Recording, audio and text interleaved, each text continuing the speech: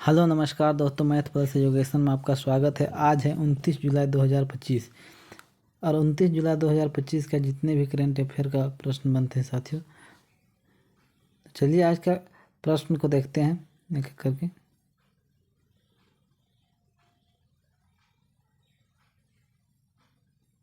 आज का प्रश्न, पहला प्रश्न है दोस्तों, 29 जुलाई 2025 है। आज का पहला प्रश्न है साथियों, हाल ही में किस देश ने अपनी पहली हाइपरसोनिक बैलिस्टिक मिसाइल टाइफून, याद रखिएगा, टाइफून ब्लॉक 4 का अनावरण किया है? प्रश्न क्या है साथियों? प्रश्न है, हाल ही में किस देश ने अपनी पहली hypersonic ballistic missile typhoon block 4 का अनावरण किया है? तो किस देश द्वारा किया गया है सर? तो याद रखिएगा, तुर्की के द्वारा किया गया है।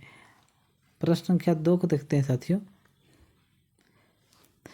26 जुलाई 2025 को पी अशोक गणपति राजू ने किस राज्य के 22वें राज्यपाल के रूप में शपथ ग्रहण की है? प्रश्न है सर, प्रश्न को ध्यान दीजिएगा सर। प्रश्न है, 26 जुलाई 2025 को पी अशोक गणपति राजू ने किस राज्य के 22वें राज्यपाल के रूप में शपथ ग्रहण की है? तो किस राज्य के रूप में? याद रखिएगा, गोवा।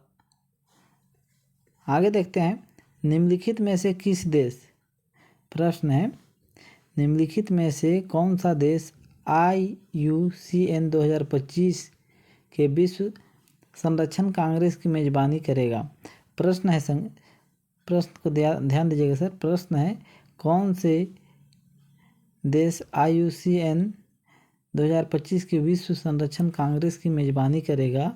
तो किसके द्वारा किया जाएगा दोस्तों? तो भारत के द्वारा किया जाएगा। आगे प्रश्न देखते हैं फ्रेंड, 4 नंबर क्वेश्चन को देखते हैं।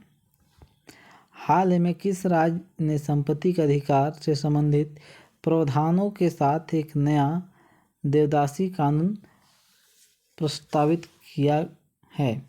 प्रश्न है सर, हाल ही में किस राज्य सरकार ने संपत्ति के अधिकार से संबंधित प्रावधानों के साथ एक नया देवदासी कानून प्रस्तावित किया है? तो इस प्रश्न में आंसर हो जाएगा सर, कर्नाटक हो जाएगा। आगे देखते हैं, प्रश्न संख्या 5 को देखते हैं।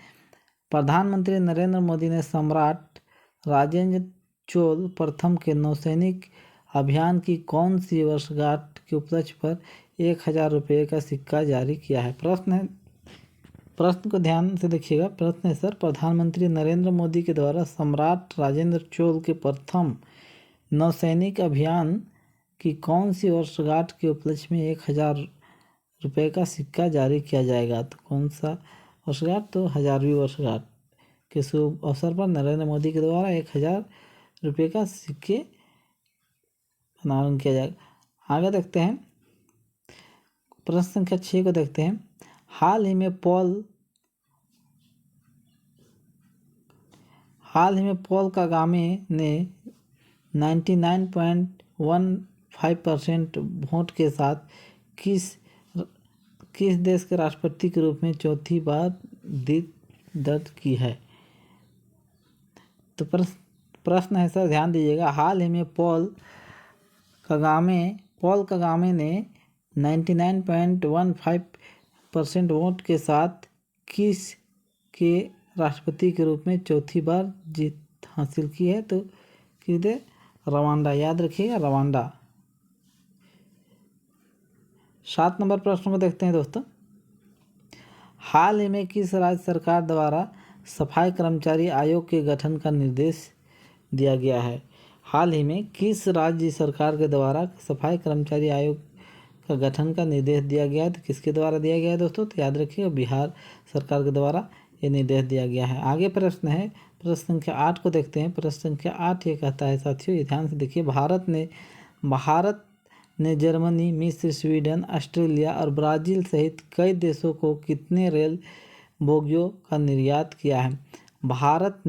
प्रश्न को ध्यान से देखिए, भारत ने जर्मनी, मिस्र, स्वीडन, ऑस्ट्रेलिया और ब्राज़ील सहित कई देशों को कितने रेल बोगियों का निर्यात किया है? तो कितने रेल बोगियों का निर्यात किया है दोस्तों? तो याद रखिएगा, 3800 बोगियों का निर्यात किया है, रेल बोगियों का निर्यात किया है। प्रश्न संख्या 9 को देखते हैं दोस्तों। तो प्रश्न संख्या 9 ये है सर, तो हाल ही में किस विश्वविद्यालय के सहयोग से कार्यस्थल और सार्वजनिक स्थानों पर महिला सुरक्षा पर राष्ट्रीय संगोष्ठी का आयोजन किया गया है?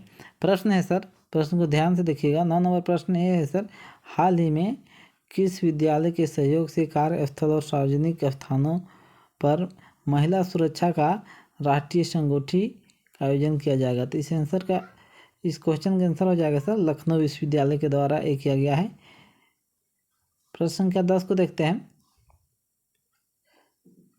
प्रश्न संख्या 10 है, प्रधानमंत्री नरेंद्र मोदी ने 27 जुलाई 2025 को पूर्व राष्ट्रपति डॉक्टर APJ अब्दुल कलाम की उसकी किस पुण्यतिथि को श्रद्धांजलि अर्पित किए हैं?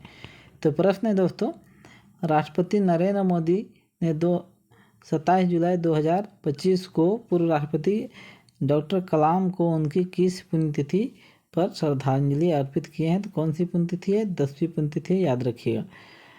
आगे देखते हैं, बाघ